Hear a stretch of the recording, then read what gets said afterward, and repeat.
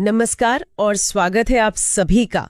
आज हम देखने वाले हैं भारतीय राज्य व्यवस्था यानी इंडियन पॉलिटी का एक बहुत ही महत्वपूर्ण टॉपिक, राज्य और संघ राज्य क्षेत्र। जी हाँ, ये एक ऐसा विषय है जिससे लगभग सभी तरह की परीक्षाओं में सवाल बनते ही बनते हैं। तो चलिए बिना देर किए एक एक करके सभी महत्वपूर्ण प्रश्नों को देखते हैं और उनके पीछे के कॉन्सेप्ट्स को समझते हैं। पहला सवाल है, भारत एक है और इसके विकल्प है संघ राज्य, राज्यों का संघ, प्रांतों का संघ या फिर एक राज्य इकाई। इसका सही जवाब है राज्यों का संघ। राज्यों का संघ। अच्छा, इसके बारे में थोड़ा और बताइए। बिल्कुल, देखिए भारतीय संविधान का जो अनुच्छेद 1 है वो साफ कहता है कि इंडिया अर्थात भारत राज्यों का संघ होगा। अच्छा, यहाँ राज्यों का संघ शब्द का इस्तेमाल बहुत सोच समझकर किया गया है। डॉक्टर अंबेडकर ने बताया था कि इसका मतलब है कि भारत राज्यों के बीच किसी समझौते का परिणाम नहीं है। मतलब राज्य अपनी मर्जी से अलग नहीं हो सकते। बिल्कुल सही। किसी भी राज्य को देश से अलग होने का अधिकार नहीं है। इसीलिए भारत को विनाशी राज्यों का अविनाशी संघ भी कहा जाता है। बहुत बढ़िया। चलिए अब अगले सवाल पे चलते हैं जो इसी से जुड़ा हुआ है। भारतीय संविधान के अनुच्छेद 1 में ये घोषणा की गई है कि इंडिया अर्थात भारत है। विकल्प है राज्यों का संघ, एकात्मक विशिष्टताओं वाला संघीय राज्य, संघीय विशिष्टताओं वाला संघीय राज्य या संघीय राज्य। जैसे कि हमने अभी बात की, इसका सही उत्तर है राज्यों का संघ। जी, असल में भारत की जो व्यवस्था है वो संरचना में तो संघीय है, मतलब शक्तियों का बंटवारा है केंद्र और राज्यों के बीच, लेकिन उसकी आत्मा एकात्मक है। आपातकाल जैसी स्थितियों में सारी शक्ति केंद्र के पास आ जाती है। और राज्यों की सीमाओं में बदलाव का अधिकार भी तो केंद्र के पास ही है। जी हाँ, इसीलिए इसे क्वाजी फेडरल या अर्ध संघीय भी कहा जाता है। यह अपने आप में एक अनोखी व्यवस्था है। ठीक है, अब राज्यों के बनने की प्रक्रिया से जुड़ा एक सवाल लेते हैं। एक भारतीय राज्य के रूप में बिहार बना, इसके साल दिए गए हैं 1911 में, 1913 में, 1936 में या 2000 में। देखिए ये सवाल थोड़ा पेचीदा है, लेकिन दिए गए विकल्पों के हिसाब से इसका सही उत्तर है 2000 में। 2000 में? वो तो झारखंड के बनने का साल है। सही पकड़ा। सवाल पूछ रहा है कि एक भारतीय राज्य के रूप में बिहार बना, इसका मतलब है कि बिहार का जो वर्तमान स्वरूप है वो कब बना। तो 15 नवंबर 2000 को जब बिहार के दक्षिणी हिस्से को अलग करके झारखंड राज्य बनाया गया, तब बिहार अपने आज के स्वरूप में आया। अच्छा, तो ये इस संदर्भ में पूछा गया है। जी। वैसे बिहार एक अलग प्रांत के रूप में 1912 में बंगाल से अलग हुआ था और फिर 1936 में उड़ीसा भी उससे अलग हुआ था। ठीक है। अब एक बहुत ही महत्वपूर्ण सवाल पर आते हैं जो अक्सर पूछा जाता है। आंध्र प्रदेश एक भाषाई राज्य के रूप में गठित किया गया।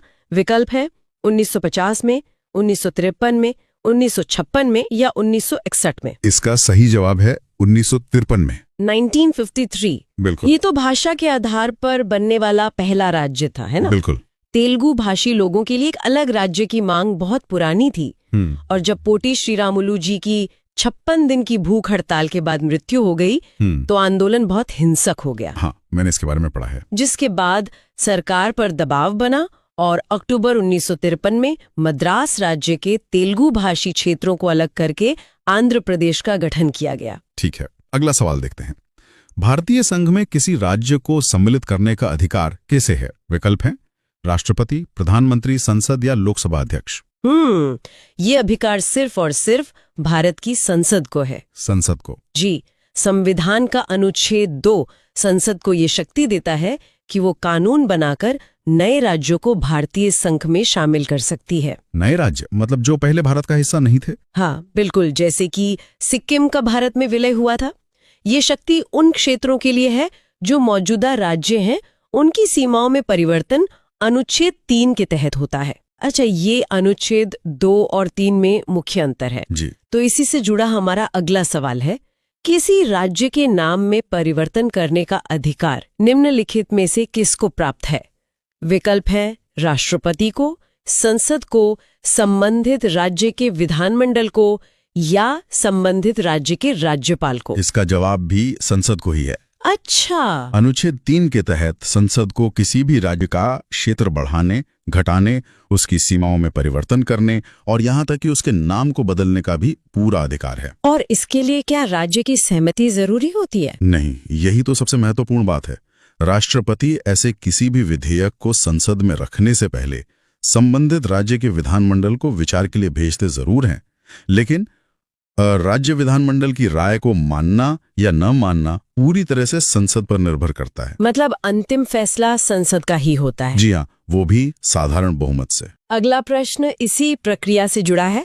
राज्यों में पुनर्गठन संबंधी विधेयक को संसद में प्रस्तुत करने से पहले किसकी सहमति प्राप्त करना आवश्यक होता है? विकल्प है संबंधित राज्य के विधानमंडल की, संबंधित राज्य के राज्यपाल की, राष्ट्रपति की या राज्यसभा की।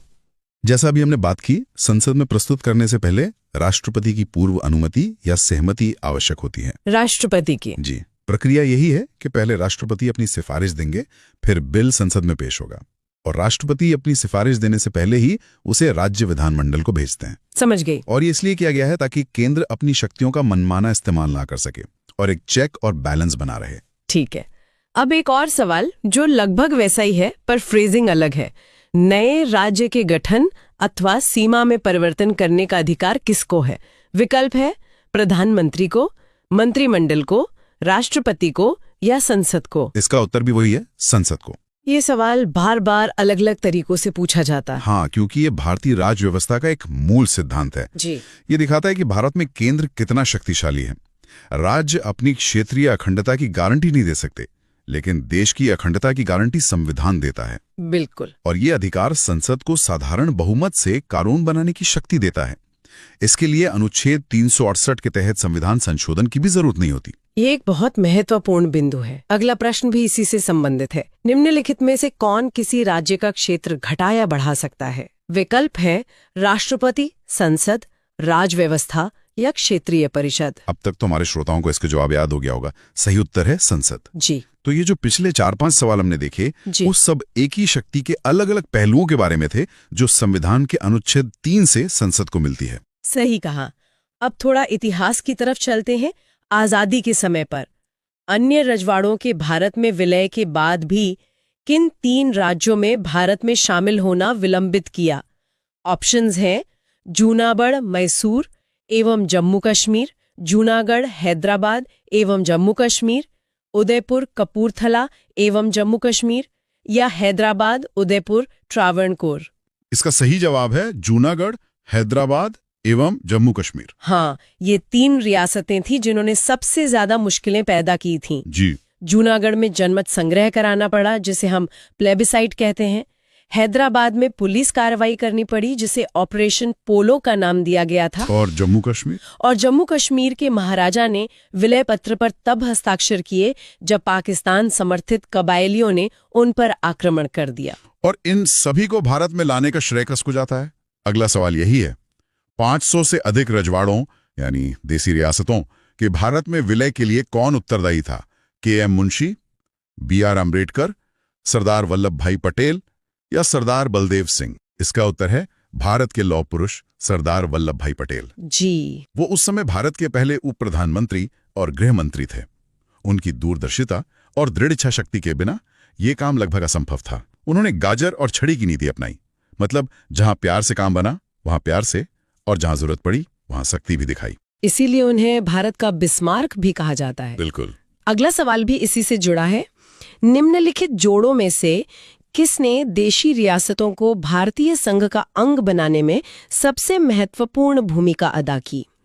विकल्प है सरदार पटेल और जवाहरलाल नेहरू, सरदार पटेल और वीपी मेनन, सरदार पटेल और महात्मा गांधी या सरदार पटेल और के.एम. मुंशी। ये एक बहुत अच्छा सवाल है। सरदार पटेल तो मुख्य चेहरा थे ही, लेकिन उनके साथ जो व्यक्ति पर्दे के पीछे से काम कर रहे थे वो थे वीपी मेनन। तो सही जोड़ा है सरदार पटेल और वीपी मेनन। वीपी मेनन कौन थे? वीपी मेनन उस समय रियासती मंत्रालय के सचिव थे। वो एक बेहतरीन नौकरशाह थे और विलय की सारी कानूनी और प्रशासनिक प्रक्रियाओं को वही देख रहे थे। इन दोनों की जोड़ी ने ही मिलकर भारत के एकीकरण का ये महान कार्य पूरा किया। बहुत खूब। अब संविधान के मूल स्वरूप पर एक प्रश्न। मूल संविधान में राज्यों को कितने वर्गों में रखा गया था? विकल्प है 1, 2, 3 या 4। मूल संविधान में राज्यों को 4 वर्गों में बांटा गया था। 4 वर्ग? हाँ, ये एक अस्थायी व्यवस्था थी।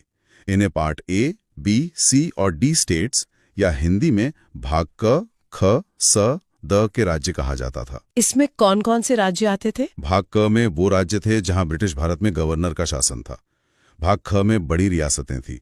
भाग ग में छोटी रियासतें और भाग द में सिर्फ अंडमान और निकोबार द्वीप समूह था। अच्छा, अब आते हैं वर्तमान स्थिति पर।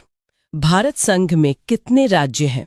विकल्प है 28, 30, 27 या 29। वर्तमान में भारत में 28 राज्य हैं। 28? ये संख्या हाल ही में बदली है ना? जी बिल्कुल।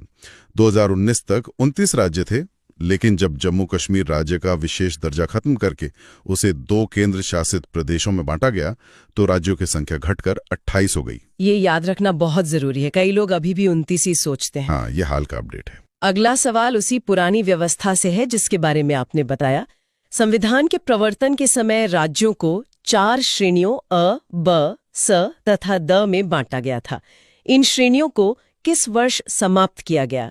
विकल्प है 1951 में, 1954 में, 1956 में या 1962 में। इन श्रेणियों को 1956 में समाप्त किया गया था। 1956 में? जी, जब राज्य पुनर्गठन आयोग, जिसे फजल अली आयोग भी कहते हैं, उसकी सिफारिशों को लागू किया गया, तब 7वें संविधान संशोधन अधिनियम 1956 के द्वारा इस 4 स्तरीय व्यवस्था को खत्म कर दिया गया और सिर्फ 2 श्रेणियां बनाई गई, राज्य और केंद्र शासित प्रदेश। अच्छा, और अगला सवाल भी इसी से जुड़ा है। भाषा के आधार पर राज्यों का पुनर्गठन किस वर्ष में किया गया था? 1956, 1952, 1950 या 1951? इसका सही उत्तर भी 1956 ही है। 1956? हाँ, राज्य पुनर्गठन अधिनियम 1956 ने ही मुख्य रूप से भाषा को राज्यों के पुनर्गठन का एक प्रमुख आधार बनाया था। जी। हालांकि ये एकमात्र आधार नहीं था। आयोग ने देश की एकता, प्रशासनिक सुविधा और वित्तीय व्यवहार्यता को भी ध्यान में रखा था। मतलब एक संतुलित दृष्टिकोण अपनाया गया था। बिल्कुल। चलिए अगला सवाल देखते हैं। प्रथम भाषाई राज्य किसे बनाया गया था? विकल्प हैं केरल, तमिलनाडु, आंध्र प्रदेश या महाराष्ट्र। जैसा कि हमने पहले भी चर्चा की, भाषा के आधार पर बनने वाला पहला राज्य था आंध्र प्रदेश, जो 1953 में बना था। जी, 1953 में। और ये राज्य पुनर्गठन आयोग के गठन से भी पहले बना दिया गया था। इसी के बनने के बाद सरकार को महसूस हुआ कि इस मुद्दे पर एक व्यापक नीति की जरूरत है, जिसके बाद फजल अली आयोग का गठन हुआ। अच्छा, अब उस आंदोलन से जुड़ा एक गहरा सवाल। सर्वप्रथम भाषा के आधार पर आंध्र प्रदेश राज्य का गठन 1953 ईस्वी में हुआ था। इसके पूर्व वहां एक आंदोलन हुआ था। इस आंदोलन में किसकी मृत्यु हो गई थी? ऑप्शंस हैं जागायर श्रीरामुलु, आदित्यन श्रीरामुलु, पोत्ती श्रीरामुलु या उपर्युक्त में कोई नहीं। इसका सही जवाब है पोत्ती श्रीरामुलु। जी। वो एक गांधीवादी नेता थे और अलग आंध्र राज्य की मांग को लेकर आमरण अनशन पर बैठे थे।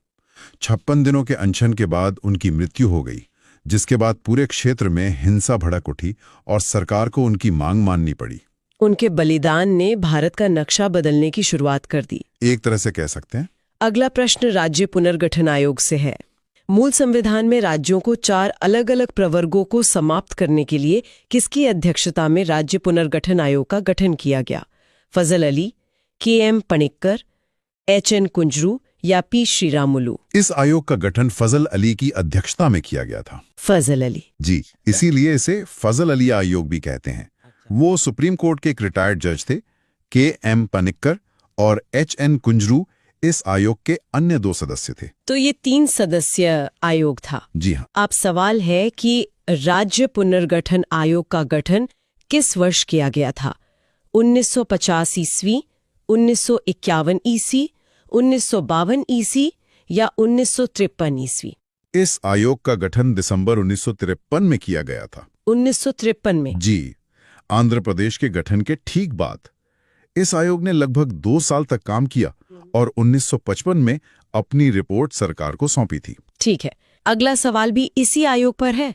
भाषागत आधार पर राज्यों के पुनर्गठन के लिए भारत सरकार ने दिसंबर 1953 ईस्वी में राज्य पुनर्गठन आयोग की नियुक्ति की थी, जिसकी रिपोर्ट के आधार पर 1956 ईस्वी में राज्य पुनर्गठन अधिनियम संसद ने पारित किया था। इस आयोग के अध्यक्ष थे जस्टिस फजल अली, जस्टिस एम.पी. छागला, पंडित एच.एन. कुंजरू या गुलजारी लाल नंदा। ये फिर से वही सवाल है और अध्यक्ष थे जस्टिस फजल अली। बिल्कुल। अब एक सीधा सवाल, राज्य पुनर्गठन अधिनियम कब पारित किया गया?